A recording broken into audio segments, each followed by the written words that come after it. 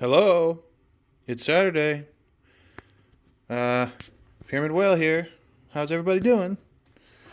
I wanted to do a quick video on derby wheels. All right, and how to change to sealed bearings, about sprockets, and just quickly about your brakes, the drum brakes. So how do you change these crappy bearings easily? Well, there's more than one way to do this. You can get something in here like something like a punch or something that has a similar diameter to the spacer, okay? That's in here, and you can smack one out, or you can use a blind bearing puller, which is what I prefer to do. These are cheap sets, okay? This goes in here, it expands underneath the top bearing, and then you use this to kind of just put some force on it, up and down, and it'll pull it out. Now, quickly talking about, so once you get those out, you press in the new ones with the spacer. You can use a dowel, or you can use whatever to keep the spacer in here correctly. Sprockets. All right, this is a stock derby. I think it's like 32 or 33. It might be 34 sprocket. Okay. So there's not a lot of options for aftermarket sprockets for derbies. I mean, I'm sure there are, but they're expensive. So what you can do is modify Tomos sprockets to fit derby pretty fucking easily, okay? The way you do it is, I don't have one that is unmodified, but it's a very easy modification. These are original holes, okay, that come. Those holes are actually on the sprocket when it comes. What you have to do is enlarge those holes slightly and then knock out a notch into each hole. I just use a Dremel. You can also file these notches off. But why would you want to modify a wheel that's hard to get? Let's modify the $17 sprocket instead, right? Now that fits perfect. Okay, so the problem now is that the derby sprocket is inset a little bit. I don't know if you can see that. Looks like it's about 1 or 2 millimeters.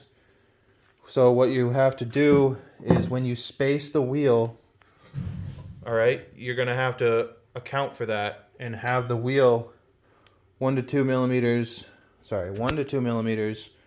to the left, which just means that you're going to have to change the spacer that's in the left and in the right, in between the wheel and the swing arm. Not a big deal. But this is a cheap, easy way to,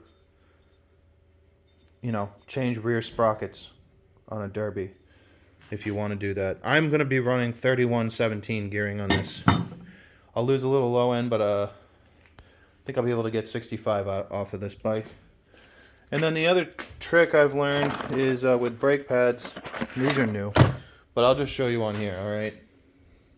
I love that derby has these big brake pads, because these ones I have on my Fox, they're like the same, and they're just totally awesome. They work great. So when your brake pads start to wear out, most people know to deglaze them by just with a little bit of fine grit sandpaper. But another good trick when you're installing new ones, okay, is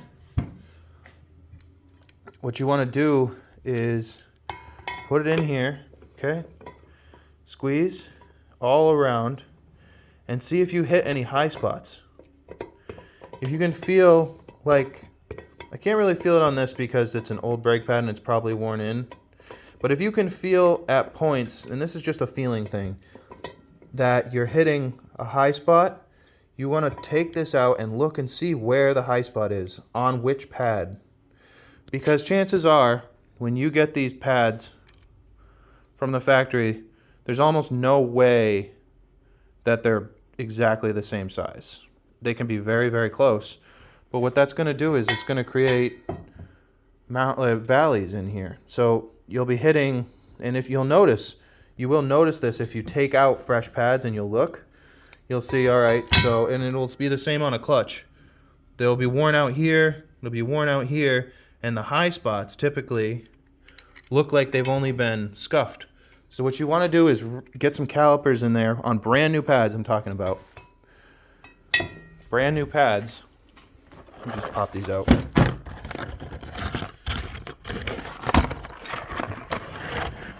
So take your calipers and just check the pad from the actual shoe to the edge of the pad, shoe to the edge of the pad. Go around it a few times and see if there's any high spots. And if there are, sand down the high spot. And you're going to find that your brake pads are going to work infinitely better. That's a problem a lot of people have with drum brakes. Drum brakes inherently are just notorious for being shitty, but big ones like this really aren't that bad. I mean, I'll run these all day, no problem. Sure, they wear out fast, but when you're revving high and you're going fast, that's the problem. Anyway, that's my little video on derbi wheels. I'm sure it also goes for a lot of other wheels. Got a ride today, so I was just doing this in the meantime and cleaning these up and whatnot. So anyway, Pyramid Wheel out. Y'all have a nice day now.